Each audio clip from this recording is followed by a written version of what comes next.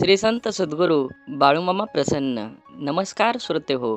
आज आपण श्रवण करत आहात श्री संत सद्गुरू बाळूमामांचा हा शक्तिशाली संदेश. हा संदेश पाहून दुर्लक्ष करू नका. आज पार पडला माझ्या बाळूमामांचा जन्मोत्सव 2024. नक्कीच तुम्ही हा व्हिडिओ बघत आहे म्हणजे तुम्ही खरंच भाग्यवान आहात. कारण हा संदेश हा तुमच्यापर्यंत बाळूमामाने पोचवला आहे. ते तुमचं काम राहिलंय फक्त हा संदेश ऐकून तुमच्या जीवनामध्ये सकारात्मक बदल करून घेतला पाहिजे. तुमची सर्व अडचणी ह्या दूर होऊन तुम्हाला त्या अडचणीतून बाहेर कसं पडावं लागेल याचा शांत बुद्धीने विचार करून हा व्हिडिओ पूर्ण बघा.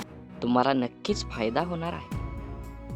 असेच बाळूमामांचे संदेश आपल्यापर्यंत पोचण्यासाठी पहिल्यांदा व्हिडिओला लाईक करा. चॅनलवर नवीन असाल तर चॅनलला सबस्क्राईब करून शेजारील बेल आयकॉन नक्की प्रेस करा. जीवनात प्रत्येकाच्या अडचणी असतात. अडचण ही कोणाला चुकलेली नाही. म्हणून अडचणींना न भीता नक्कीच त्याच्यातून मार्ग काढण्याचा प्रयत्न करा. नक्की तुम्हाला यश मिळवून द्यायला माझ्या जगाचा मालक बाळूमामा आहेत. कमेंटमध्ये माझा बाळूमामा पाठी राखा हे टाईप करायला विसरू नका. आणि हा व्हिडिओ कमीत कमी 7 माणसांना तरी शेअर केल्याशिवाय तुमचं चुकवू नका. नक्की तुमच्या जीवनामध्ये आता कितीतरी अडचणी आहेत. आता त्या क्षणात एका चमत्कार होऊन तुमच्या अडचणी दूर होतील आणि नक्कीच तुम्हाला त्या अडचणीतून बाहेर पडण्यासाठी मार्गांची मामा दिशा दाखवतील. बाळूमामा म्हणतात, जीवनाची खरी सच्चाई आहे की लोकांच्या अपेक्षांचा अंत कधीच होत नाही. तुम्ही थोडं चुकलात किंवा त्यांना मदत करण्याचं थांबला की तुम्ही मागे केलेली मदत विसरून तेच तुमची निंदा सुरू करतात. तुम्ही तुमचं कर्म करत चला. कोणाला संतुष्ट करण्याचा प्रयत्न करू नका. कारण कोणीच तुमच्याकडून कायमस्वरूपी संतुष्ट होणार नाही. आयुष्यात आलेल्या एका दुःखामुळे आपण जर हताश होऊन बसलो तर पुढे आयुष्यात येणारी सुख आपल्यावर रुसून निघून जातील. त्यामुळे जीवनातील प्रत्येक क्षण हा अमूल्य आहे. तो आनंदाने जगा. तुम्ही कितीही चांगले वागण्यात व्यस्त असला तरी दुनिया मात्र तुमच्या चुका शोधण्यात नक्कीच व्यस्त असते. असेच बाळूमामांचे संदेश आपल्यापर्यंत पोहोचण्यासाठी पहिल्यांदा व्हिडिओला लाईक करा. चॅनलवर तुम्ही नवीन असाल तर चॅनलला सबस्क्राईब करून शेजारील बेल आयकॉन नक्की प्रेस करा. आणि बाळूमामा प्रसन्न कमेंटमध्ये लिहायला विसरू नका.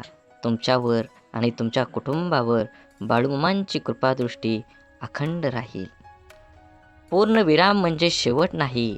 कारण आपण त्यानंतर नवीन वाक्य लिहू शकतो.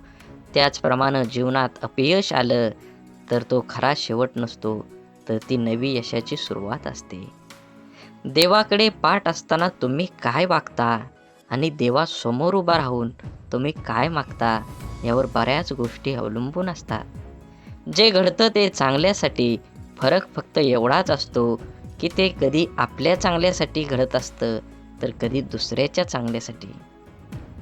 गोष्ट संस्काराची आहे. कोणी दगड मारायला शिकवतात तर कोणी सन्मान आदर करायला. समाधानाने तोच हसू शकतो जो दुसऱ्यांचे वाईट कधीच करत नाही आणि चिंताही नाही. आणि तेच चांगले झोपू शकतात जो इतरांच्या चांगल्याचाच नेहमी विचार करतो. मनात चांगले विचार हे सर्वात स्वस्त औषध आहे. माणूस वाईट कधीच नसतो.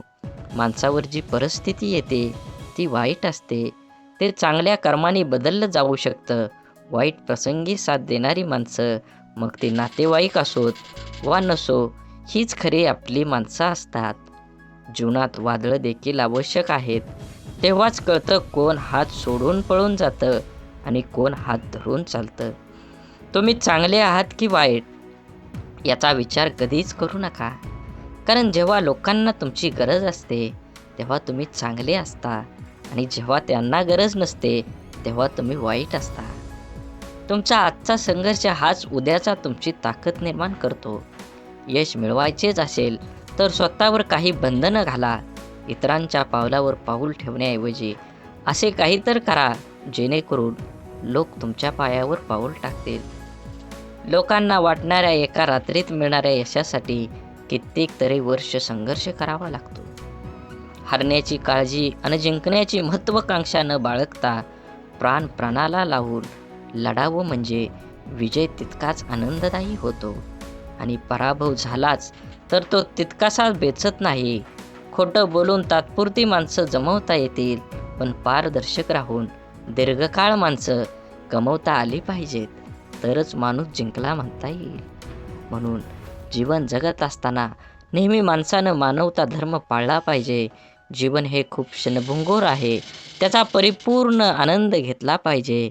असेच बाळूमामांचे संदेश आपल्यापर्यंत पोहोचण्यासाठी पहिल्यांदा व्हिडिओला लाईक करा.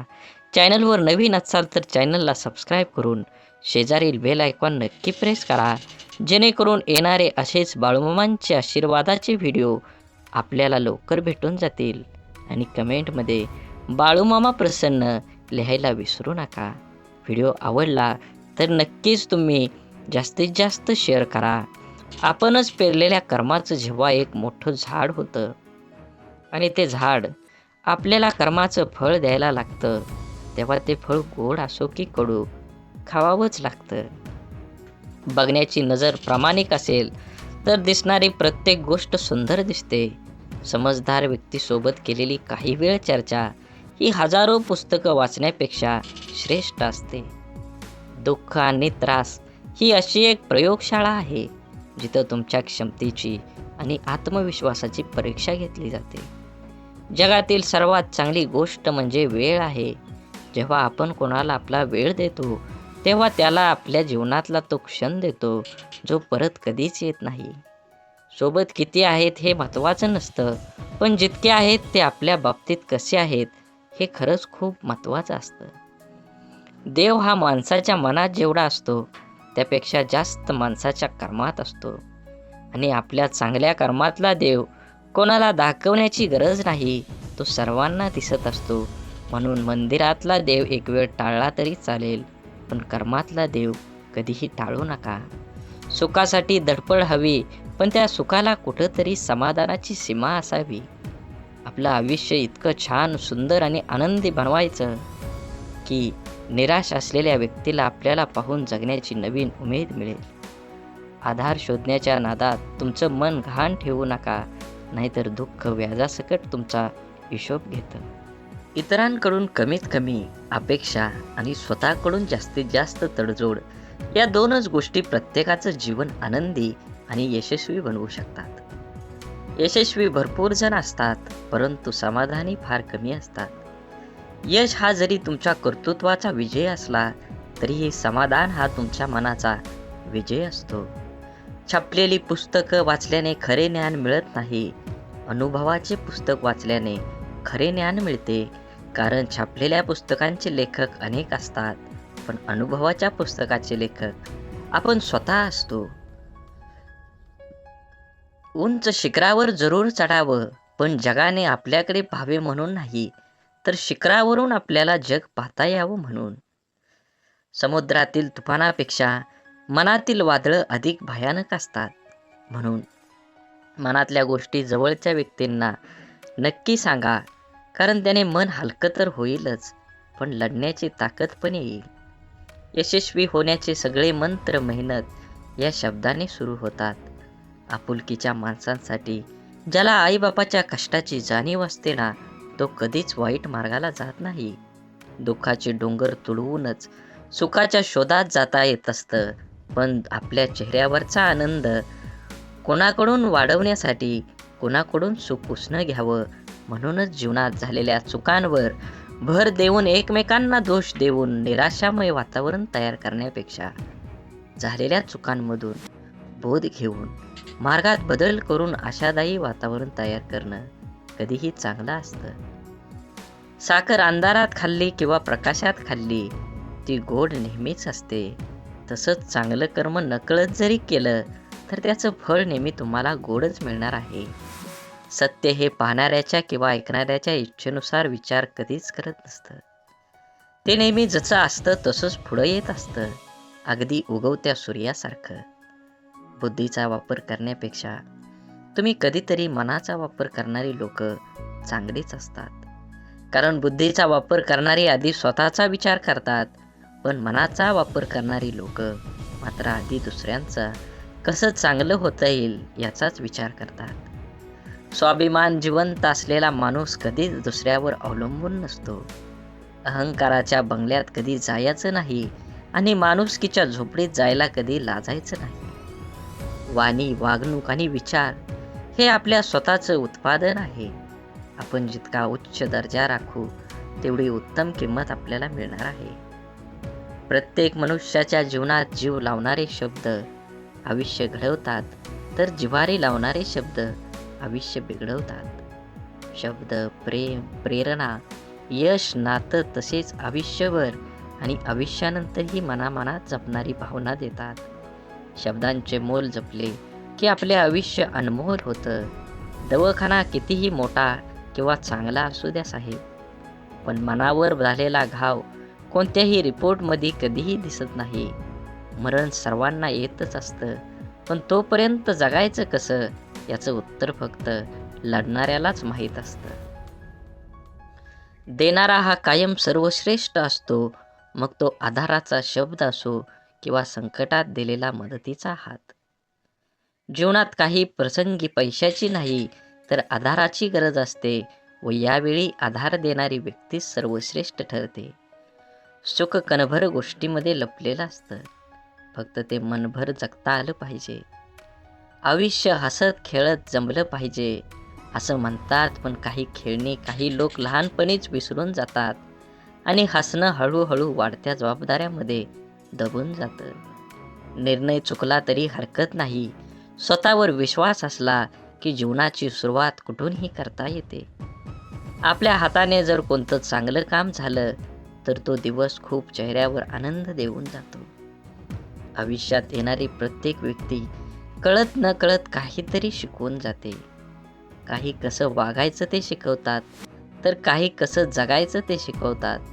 तसेच जीवनात कठीण परिस्थिती सुद्धा एका वॉशिंग मशीनसारखी आहे, जी माणसाला आपल्याला खूप टक्कर मारते, गोल फिरवते आणि पिळते सुद्धा. पण जेव्हा आपण त्यातून बाहेर येतो तेव्हा आपलं व्यक्तिमत्व पहिल्यापेक्षा अधिक स्वच्छ, चांगलं आणि चमकदार असतं. मनापासून लिहिलेल्या गोष्टी मनाला स्पर्श करून जातात. त्या नेहमीच काहीतरी वेगळं बोलून जातात.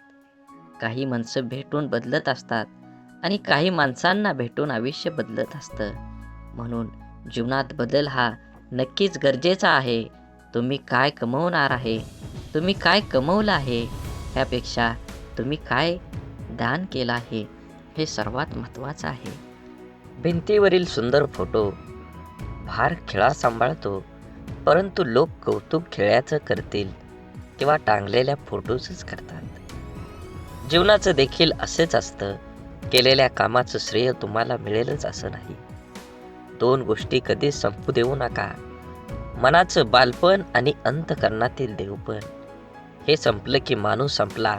स्वभाव असा ठेवला की जीवनात भेटलेली प्रत्येक व्यक्ती आपल्याला आयुष्यभर विसरली नाही पाहिजे. मोबाईलचा वापर दूरदर्शन पाहण्यापेक्षा जास्त घातक आहे. मोबाईल तुम्ही इतका जवळ धरता, एकटक पाहता की त्यामुळे त्याचा दृष्टीवर परिणाम होतो.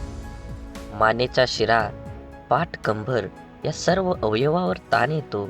या सर्वांचा जास्त घातक परिणाम चेतासंस्थेवर होतो. मेंदूवर विपरीत परिणाम होतो. चिडचिड वाढते, रागीटपणा वाढतो, जोरात ओरडावेसे वाटतं. मोबाईल अति वापरतात त्याची मानसिकता पूर्णपणे बिघडते व त्याचा परिणाम कुटुंबातील लोकांना पण भोगावे लागतात. मित्रांनो, मोबाईलशिवाय अनेक गोष्टी आहेत. वाचन, लेखन करा, मोकळ्या मैदानावर खेळायला जा. आभासी जगात मित्रांची यादी वाढवण्यापेक्षा प्रत्यक्ष मैत्री करा. स्वतःचं आरोग्य जपा. खरंच कोणाच्या आजाराची जेव्हा असते ना आपल्याला नेमकीच गरज, तेव्हा कोणीच आधार देत नाही. मग बाकी नेहमीच आहे ना मी पाठीशी म्हणणारे खूप असतात. कोणतीही समस्या स्वतःच सोडवावी लागते, म्हणून कुणावर अवलंबून राहण्यापेक्षा स्वावलंबी बनावं. विचारांचा प्रभाव मनावर पडतो, मनाचा प्रभाव शरीरावर पडतो, शरीर आणि मन या दोन्हींचाही प्रभाव जीवनावर पडत असतो. म्हणून नेहमी चांगले, सकारात्मक व प्रेरणादायी विचार मनात आणावेत आणि समाधानी राहावे.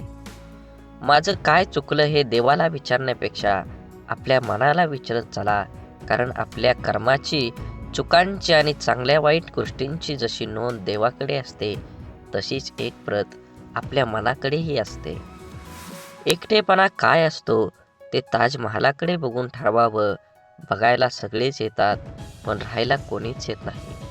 म्हणून आपुलकीच्या माणसांसाठी नक्कीच वेळ द्या. वेळ काढून तुमच्या जीवनाशी, त्या नात्याचं गोड नातं टिकवा. शांततापूर्ण आयुष्याचे 2च नियम आहेत. अपयशाचं दुःख हृदयात पोचू द्यायचं नाही आणि यशाचा अहंकार मेंदूपर्यंत जाऊ द्यायचा नाही. अनुभवाने एक शिकवण दिली आहे, कुणाच्या चुका होणेवा शोधत बसू नका. नियती बघून घेईल, हिशोब तुम्ही करू नका. काही जिंकणं बाकी आहे, काही हरणं बाकी आहे, अजूनही आयुष्याचं पूर्ण सार बाकी आहे. आपण चाललोय आपल्या ध्येयपूर्तीकडे. आपण पहिल्या पानावर आहोत, अजून संपूर्ण पुस्तक बाकी आहे. पूर्ण विश्वाला सूर्यप्रकाश देणारा सूर्यसुद्धा कधी कधी ढगाने झाकला जातो. त्याला सुद्धा ग्रहण लागतं. त्याला आपण वाईट काळ म्हणतो. तो प्रत्येकाच्या वाट्याला येतो. देवसुद्धा यामधून सुटले नाहीत. सांगण्याचा उद्देश लक्षात आला ना? आपल्याला पण अशा निराशाजनक काळातून जावं लागतं, तेव्हा नाराज व्हायचं नाही किंवा खचून जायचं नाही. हा पण काळ जाईल याची खात्री बाळगून सकारात्मकता जागी ठेवायची. बाकी आपण अनुभव, जिद्द, चिकाटी ठेवायची. थोडा उशीर झाला तरी यश आपलंच असणार आहे. आयुष्य हे आनंदानं जगायचं असेल तर आहे त्या परिस्थितीत समाधानात मानावं लागेल व पुन्हा यापेक्षाही अधिक चांगल्या प्रकारे करता येते. त्यासाठी सकारात्मक प्रयत्न करावे लागतात. रोज सकाळी परमेश्वर या पृथ्वीवर सुखदुःखांची नाणी फेकत असतो. ज्याच्या हाती सुखाची नाणी पडतात तो सुखाचा व्यापार करतो, पण दुःखाची नाणी हाती पडूनही जो सुखाचा व्यापार करतो त्याला जीवन जगणं असं म्हणतात. गेलेल्या क्षणांसाठी झुरत बसण्यापेक्षा येणाऱ्या क्षणांसाठी मनमोकळं हात पुढे करा. कदाचित आयुष्य मागच्यापेक्षाही काहीतरी चांगलं घडवू शकतो. घरात दिवे असूनही निरंजनातून मिळणारा सात्विक प्रकाश हा आपल्याला अधिक प्रसन्न करणारा ठरतो. सहवासातील माणसांचं देखील तसंच असतं. अनुभव घ्यायला लाखो पुस्तकं लागत नाहीत, पण लाखो पुस्तकं लिहायला मात्र अनुभव लागतोच. विचार करण्यासाठी बोलावं लागतं असं नाही, पण बोलण्यासाठी विचार करावा लागतो. काम करण्यासाठी नाव लागतंच असं नाही, पण नाव कमवण्यासाठी मात्र काम करावंच लागतं. जी माणसं अशांत आहेत, सुख तिथं राहत नाही. बुद्धी कितीही चांगली असली तरी नशिबाशिवाय कर्म चांगलं नसेल तर कधीही जिंकता येत नाही. बिरबल बुद्धिमान होता, पण तो राजा होऊ शकला नाही. परिणाम काय होईल याचा विचार नंतर करा, पण जिथे चुकीचं दिसतंय त्याला विरोध करायला शिका. आपण कोणतंही काम करायला लागतो, ते जमतं किंवा जमत नाही. यश येतं किंवा अपयश येतं. स्पर्धा असते तेव्हा विजय का हार. विजय खुश होतात तर हारलेले नाराज. खरे तर दोन्हींनी प्रयत्न केलेला असतं. दोन्ही संघात गुणवत्ता असते, पण जो हारतो तो कुठंतरी कमी पडलेला असतो किंवा काहीतरी चूक झालेली असते. अर्थात पराजय जरी झाला तरी प्रयत्न केलेच असतात. त्यामुळे पराजित झाल्याने नाराज न होता आपल्या त्रुटी शोधून त्या दुरुस्त करणे हे पुढील प्रयत्नात यशस्वी होण्यासाठी महत्त्वाचं असतं. एकदा अपयशी झालो म्हणजे संपलो असं नसतं. अजून थोड्या प्रयत्नांची गरज असते. आपल्याला प्रत्येकाला खोटं बोलण्याची लोक गोड वाटतात आणि सत्य व स्पष्ट बोलणारे लोक कडू वाटतात. कारण हा निसर्गाचाच नियम आहे. गोड साखर व्याधी निर्माण करते, तर कडुलिंब हे औषध म्हणून वापरलं जातं. जीवन प्रवास हा कधी सोपा नसतो. तो सोपा आपणच करावा लागतो. कधी स्वतःच्या अंदाजाने तर कधी नजर अंदाजाने. जिथे 2 घास प्रेमाचे खाता येईल अशी पंगत आणि मन मोकळं करता येईल अशी संगत आयुष्यात लाभली तर जगण्यातील रंगत वाढत जाते. नामाने वासनेचे मूळ नाहीसे होते. म्हणून देहानं कर्तव्य करावे, मनाने स्मरणात राहावे, नामात राहावे, यात खरे कल्याण आहे. सर्व करावे पण त्याने सुखी झाले म्हणून नव्हे. नामात राहण्याने खरा आनंद होईल, तो उत्सव करून येणार नाही. क्षमा करावी लागते आणि क्षमा मागावी सुद्धा लागते. नातं टिकवायचं म्हटल्यावर कधी पुढाकार तर कधी माघारही घ्यावीच लागते. माणसानं आयुष्यात नक्की झुकावं, पण योग्य ठिकाणीच. नको तिथं झुकलं तर लोक लगेच पायदळी तुडवून मोकळं होतात. आपण केलेल्या कर्माचं जेव्हा एक मोठं झाड होतं आणि ते झाड आपल्याला कर्माचं फळ खायला लागतं, तेव्हा ते फळ गोड असो किंवा कडू, त्याचा आस्वाद घ्यावाच लागतो. बघण्याची नजर प्रामाणिक असेल तर दिसणारी प्रत्येक गोष्ट सुंदर दिसते.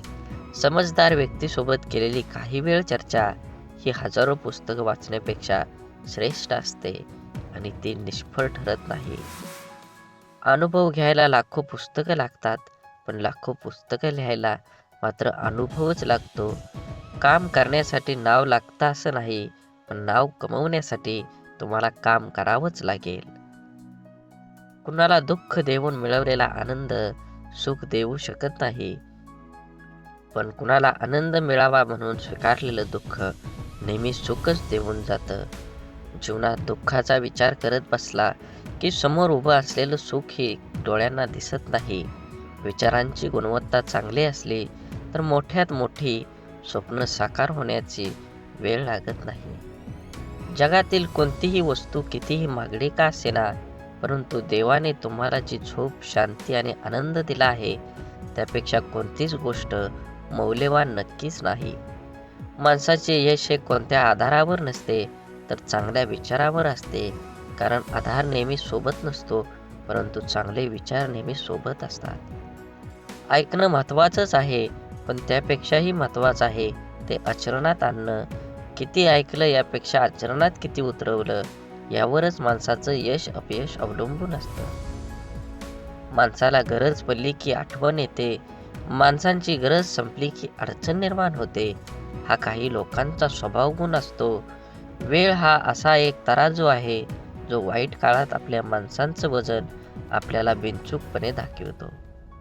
ज्या दोन माणसांना एकमेकांना समजून घेण्यासाठी जगातल्या दुःख दुसऱ्या कोणत्याच माणसाची गरज लागत नाही, तिथंच खरं प्रेम नांदत असतं.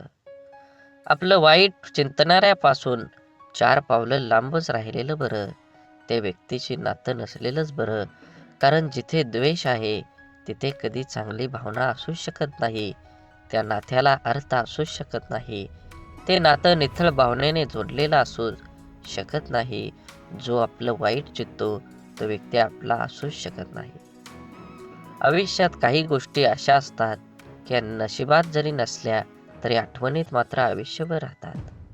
अशा गोष्टींमुळेच आपल्याला आयुष्यात जगण्याची प्रेरणा आणि आनंद मिळतो.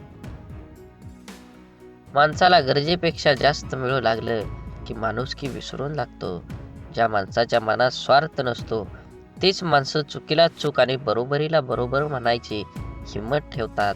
परिस्थिती जाणीव असली की पावलं मापातच पडतात. आयुष्य आणि पुस्तकाचं व्याकरण सारखंच आहे. शब्दांची निवड चुकली की वाक्य बिघडतं आणि माणसांची निवड चुकली की आयुष्य बिघडतं.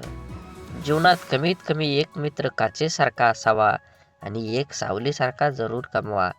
कारण काच कधी खोटं दाखवत नाही आणि सावली कधी साथ सोडत नाही. काळजी घेणं आणि स्वार्थाशिवाय प्रार्थना करणं हे सर्व खऱ्या नात्यांची लक्षणं आहेत. या जीवनात कधी कुणाचा काळ असतो तर कधी कुणाची वेळ असते. आज वाऱ्याने उडणारा कोरडा पालापाचोळा तर कधी कालची नयनरम्य निसर्गाची पांघरलेली हिरवळ असते. जेथे निर्मिती आहे याचे निर्माल्य सुद्धा ठरलेलं असतं. म्हणून आयुष्यातील प्रत्येक क्षणांचा आनंद घ्यायला शिका. जीवन हे क्षणभंगूर आहे, त्याला आनंदी बनवा. सुख इमानदार असतं, थेट काळजात शिरतं आणि दीर्घकाळ तुमच्या सोबत राहतं. सुख वाफेसारखं असतं, घडीभर रेंगळतं आणि बघता बघता उडून जातं. तक्रारींचा पाढा वाचणारे आयुष्यात गणित कधीच बरोबर सोडवू शकत नाहीत. प्रत्येक गोष्ट समजून सांगायची नसते, काही गोष्टी समजून घ्यायच्याही असतात. समोरचा जेव्हा आपल्याशी बोलणं टाळायला चालू करतो तेव्हा समजून जायचं असतं ह्या नात्याला पूर्ण विराम द्यायची आता वेळ आली आहे. कारण जबरदस्तीचं बोलणं कधीच जिव्हाळा निर्माण करत नाही. काही वेदनांना शब्दांचा भारही पेलवत नाही. प्रत्येकाच्या स्वभावाची छटा समजणं अशक्य म्हणून कोण कसं वागलं हे लक्षात ठेवण्यापेक्षा त्यातून तुम्ही काय शिकलात आणि पुढे काय करावं लागेल हे डोक्यात ठेवणं जास्त महत्त्वाचं. गरजा आणि इच्छा यामध्ये खूप फरक असतो आणि त्याचा समतोल साधता संपूर्ण आयुष्य निघून जातं. कधी कोणावर जास्त अवलंबून राहू नका. चालता चालता लोक विश्वासघात करतात हो. शब्द देऊन आस निर्माण करण्यापेक्षा साथ देऊन विश्वास निर्माण करणं मला जास्त आवडतं. आयुष्यात अशा माणसांचं असणं खूप आवश्यक असतं ज्याला मनाची परिस्थिती सांगण्यासाठी शब्दांची गरज नसते. विश्वासघात करणाऱ्या माणसाला जाब विचारण्यापेक्षा त्या माणसाची बोलणं सोडणं हीच त्या व्यक्तीसाठी मोठी शिक्षा असते. माणसाला कधी कधी पाठीमागं लागलेली संकटच पुढं जाण्याचा मार्ग मोकळा करत असतात. माशीच्या काडीला डोकं असतं पण मेंदू नसतो, म्हणून थोड्या घर्षणानं ती पेटून उठते आणि स्वतःच जळते. परंतु आपल्याजवळ तर डोकं आहे आणि मेंदूसुद्धा आहे, मग आपण का लहान सहान गोष्टीने पेटून उठतो? शांत राहा, स्वस्थ राहा, संघर्ष करून पेटवणाऱ्यांपासून सावध राहा. आपण जगण्यासाठी आहोत, जळण्यासाठी नाही. जीवन खूप सुंदर आहे, ते आनंदाने जगा. वाट सर्वांना माहीत असते, पण ध्येय गाठण्याची जिद्द फार कमी जाणत असते. रागात बोललेला एक शब्द एवढा विषारी असतो की प्रेमात बोललेल्या हजारो गोष्टींना एका क्षणात संपवून टाकतो. वादळ निसर्गाचं असो किंवा मनाचं, ते धडकणारच. मनातील कडवटपणाला क्वारंटाईन करून पहा. बरीच नाती व्हेंटिलेटरवर जाण्यापासून वाचतील. शांततेच्या काळात जास्त घाम गाळला तर युद्धाच्या काळात कमी रक्त सांडावं लागतं. जी लोक दुसऱ्यांचं मन दुखवू नये म्हणून नेहमी काळजी घेतात त्यांचंच मन सतत दुखावलं जातं. आयुष्यात सर्व काही ठरलेलं असतं, विधिलिखित मांडलेलं असतं. सूर्याच्या कक्षेबाहेर पृथ्वीला जाता येत नाही. भल्यासाठीच होतं सारं, कळत असूनही कोणाला लगेच पटत नाही. हे जीवन एक गुपित आहे, इथे सर्व काही लपवावंच लागतं. मनात कितीही दुःख असलं तरी जगासमोर हसावंच लागतं. श्रीकृष्ण भगवानाला गीता कोणालाही सांगता आली असती, पण त्यांनी फक्त अर्जुनाला सांगितली. कारण जसा सांगणारा असायला लागतो तसा ऐकणाराही असावा लागतो. तेव्हाच ज्ञानाचा विकास होत असतो. पोटाची भूक गरजाला माणसाला दुनियादारीचे सर्व नियम स्वीकारला भाग पडतात. कर्तृत्वानी जगणं असं असावं, आपल्या असण्याचा प्रभाव आणि नसण्याचा अभाव जाणवला पाहिजे. आनंदाने जगायचा सोपा उपाय, जी माणसं हक्काने आपल्याकडे येतात ती परत जाता कामा नये, आणि जी जातात ते आपल्या लक्षात पण येता कामा नये. अडथळे तर क्षणिक असतात, पण त्या क्षणात खचून न जाता धीराने त्यांना सामोरं जाणं हेच तर आयुष्य आहे. जीवनात जलद गतीने मिळणारे यश अहंकार निर्माण करतात, तर उशिरा मिळणारे यश आपलं व्यक्तिमत्व तयार करतात. परकेपणाच्या दुराव्यावर आपुलकीची फुंकर घातली ना की दुरावलेली नाती जवळ येण्यास वेळ लागत नाही. सोडून दिलेल्या भावना ह्या विरघळलेल्या चॉकलेटसारख्या असतात. फ्रीजमध्ये ठेवल्यानंतरही पुन्हा पहिल्यासारखा आकार घेत नाहीत. काटा जरी काट्याला वागला तरी फुलानं आपलं फुलणं सोडायचं नसतं. जीवनाचे रस्ते खडतर असले तरी रस्ता बदलून का होईना, परंतु चालणं सोडायचं नसतं. एखाद्या अडचणीत माणूस कामाला आला नाही म्हणून एकदा जोडलेलं नातं लगेच तोडायचं नसतं. हीच खरी मैत्री आणि हीच खरी नाती असतात. जोडलेलं जपायला जमलं त्याला जगणं जमलं. हरवलेल्या वस्तूत ही सापडू शकतात, पण एकच गोष्ट अशी आहे की एकदा हातातून निसटली की कोणत्याही उपायानं पुन्हा मिळू शकत नाही, आणि ती असते आपलं आयुष्य. म्हणून मनसोक्त जगा. आयुष्य क्षणभंगूर आहे. दुरावा कोणतंच नातं संपवत नाही आणि जवळीक कोणतीही नातं घट्ट करत नाही. नात्याची घेतलेली काळजी आणि केलेला सन्मान यामुळेच नातं अधिक मजबूत होतं आणि टिकतं देखील. त्यामुळं नात्याची काळजी घेत राहा. तुमचा आजचा दिवस निरोगी, आनंदी आणि यशस्वी जावो हीच ईश्वराच्या चरणी प्रार्थना. सकाळी प्रथम परमेश्वराचे आभार माना. सायंकाळी दिवस चांगला गेल्याबद्दल आभार माना. जेवताना त्याचे आभार माना. झोपताना त्याचे आभार माना. प्रत्येक गोष्टीसाठी कृतज्ञ राहा. प्रार्थना ही ईश्वराबरोबर संवाद साधण्यासाठी, संपर्क करण्यासाठी आहे. हे आयुष्य एकदाच मिळतं, त्यामुळे दुसऱ्यांच्या चुका शोधून तिसऱ्यांना सांगण्यात आपलं आयुष्य व्यर्थ घालवू नका. त्याऐवजी आपल्यातील गुणदोष ओळखून ते सुधारणार आपला वेळ खर्च करा. आपण स्वतःच्या मनाची स्वच्छता करून, साफ मनाने इतरांबद्दल विचार करून, जेणेकरून आपल्यामधील गुणांचा आपल्यातच अंतर्भावात करता येईल. सागराप्रमाणे दुःख असूनही मोत्यासारख्या सुखासाठी होणारी वाटचाल म्हणजे आयुष्य. विहिरीत पाणी सर्व पिकाला सारखेच असतं, तरी पण कारलं कडू, ऊस गोड तर चिंच आंबट होते. हा दोष पाण्याचा नाही तर बीजाचा आहे. तसाच भगवंत सुद्धा सर्वांसाठी सारखाच आहे. दोष मात्र तुमच्या कर्माचा असतो. विचार करण्यात वेळ घालवण्यापेक्षा प्रयत्न करण्यात दिवस घालवा. कारण विचाराने माणूस खचतो आणि प्रयत्नाने प्रगतीच्या मार्गावर पोचतो. आपण एखाद्या मागं पुढं करतो ते फक्त नातं टिकवण्यासाठी आणि समोरच्या त्याचा चांगलाच वापर करून घेतो स्वतःचा अहंकार वाढवण्यासाठी. एखाद्या व्यक्तीच्या हृदयात स्थान मिळवण्यासाठी फक्त विचार छान असून चालत नाही, तर ते विचार कृतीत उतरवण्यासाठी तत्पर राहावं लागतं. जगण्यातील वेदना कमी करायच्या असतील तर 3 गोष्टी शिकल्या पाहिजेत. 1. काहीही आपलं नाही. 2. काहीही आपलं नव्हतं. आणि 3 म्हणजे काहीही आपलं राहणार नाही. अश्रूंशी संघर्ष केल्यानंतर चेहऱ्यावर उमटलेल्या हास्य इतकं सुंदर काहीच नाही. आवड ही माणसाची कधीच बदलत नसते. मग ते तरुणपण असो नाहीतर म्हातारपण असो, बदलण्याला भाग पाडतो तीच आपली परिस्थिती होय. बोला बोला बाळूमामांच्या नावानं चांग भलं. झाडे लावा, झाडे जगवा, माती वाचवा, पाणी वाचवा, सेव्ह अर्थ. आणि मनात मामांबद्दल आणि देवाबद्दल भाव असेल तर नक्कीच चॅनलला सबस्क्राईब करून व्हिडिओला लाईक करा आणि व्हिडिओ जास्तीत जास्त शेअर करून कमेंटमध्ये बाळूमामा प्रसन्न लिहायला विसरू नका. धन्यवाद.